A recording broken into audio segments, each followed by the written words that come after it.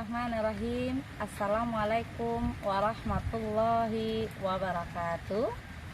Alhamdulillah, berjumpa kembali dengan saya Zaleka, mahasiswi UIN Fatmawati, Provinsi Bengkulu, program Pasca Sarjana jurusan Tarbiyah. Yang pada kesempatan ini saya akan menyampaikan tentang sistem dan bentuk pendidikan Islam di Somalia.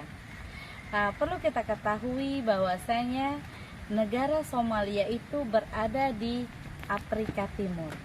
Bentuk pemerintahannya sama, yaitu berbentuk republik dan dipimpin oleh presiden.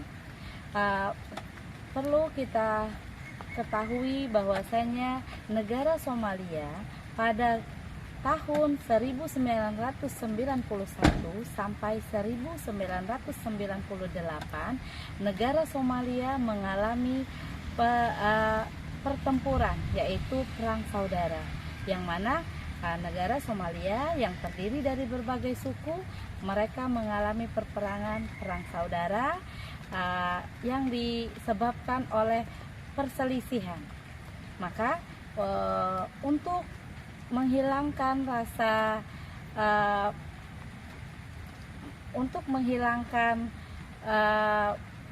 perperangan tersebut, mulailah ditanamkan yang namanya pendidikan agar anak-anak yang ada di negara Somalia lupa akan hal-hal negatif dan mereka bisa berpikir secara cemerlang untuk masa depannya ke depan.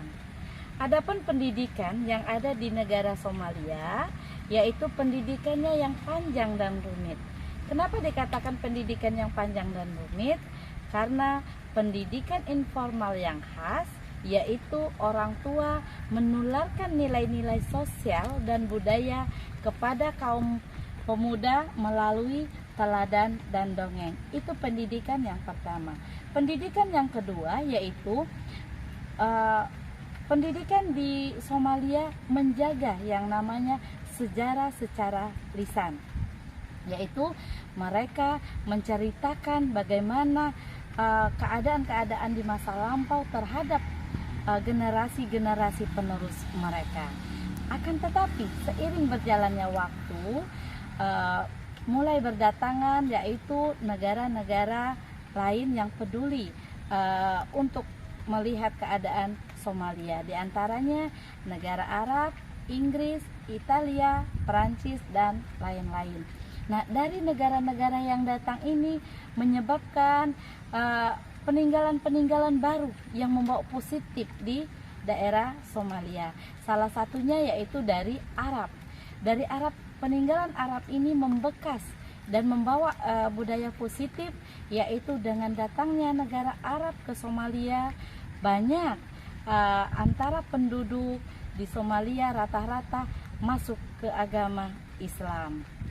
Nah, dengan masuknya agama Islam di Somalia, maka pendidikan di Somalia terkhusus pendidikan Islam mulai terbentuk, yaitu dengan cara berdirinya masjid, berdirinya sekolah-sekolah, yang mana sekolah-sekolah dan masjid tersebut difungsikan untuk pendidikan Al-Quran dan mempelajari bahasa Arab.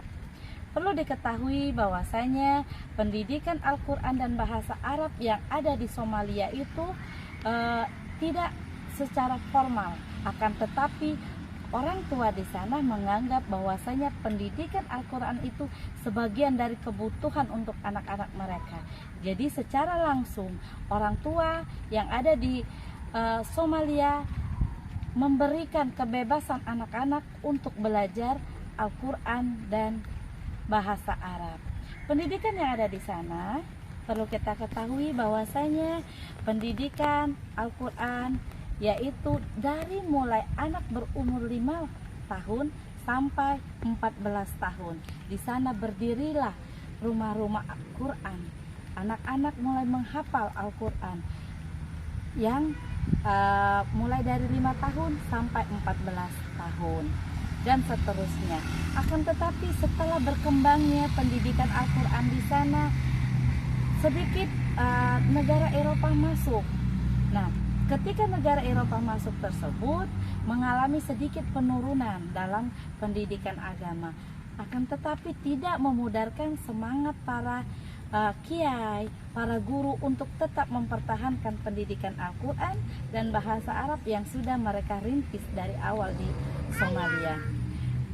Perlu kita ketahui bahwasanya negara Arab itu mendatangkan kiai-kiai yang ada di sekitar sana untuk menjadi guru bagi anak-anak mereka. Dengan cara mereka menjadikan sekolah dibangun untuk mengajarkan muslim tentang Al-Quran. Yang selanjutnya, penggunaan bahan ajar dibuat secara lokal dan luas. Adapun sistem pengajaran agama adalah institusi Al-Quran. Al-Quran pendidikan lokal non formal. Anak dididik berusia dari 5 sampai 14 tahun tadi. Nah, bagaimana penggajian untuk para pendidik di sana? Ulama yang bersinergi dengan para pengembara mengajak anak-anak untuk bisa membaca, menulis, dan menghafal Al-Quran, yang mana guru dibayar dengan domba, sapi, dan bahan makanan lainnya. Begitu sekilas tentang pendidikan Islam di Somalia yang kita ambil bagiannya sedikit untuk pertemuan ini. Demikian dari saya. Mohon maaf jika dalam penyampaian ada kekurangan atau kesalahan. Jangan lupa ikuti terus channel YouTube saya, Guru Peradaban, dengan cara like and subscribe. Dari saya, semoga bermanfaat. Saya akhiri. Wabillahi taufiq wal hidayah. Wassalamualaikum warahmatullahi wabarakatuh.